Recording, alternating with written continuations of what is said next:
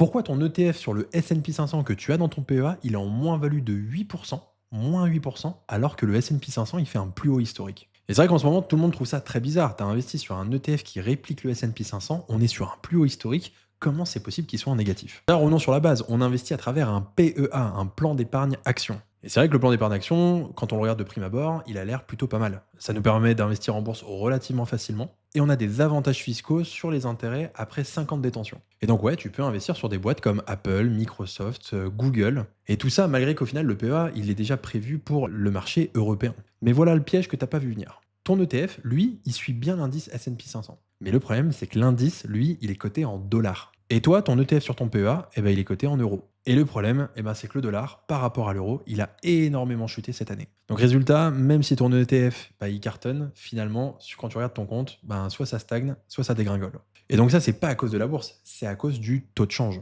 Et ça, c'est le principe des ETF à réplication synthétique. Et dans cette catégorie, on couvre pas toujours le taux de change. Donc oui, tu as investi aux États-Unis, mais ton argent, lui, bah, il est resté en Europe. Alors attention, ça veut pas dire qu'il faut pas faire d'ETF qui sont hors Europe, parce qu'au final, les ETF, c'est top pour démarrer. Mais voilà, faut être très averti sur les différents pièges, les fameux frais cachés, la réplication et surtout le taux de change. Mais comme j'aime dire, les ETF, c'est qu'un moyen d'exécuter une stratégie patrimoniale.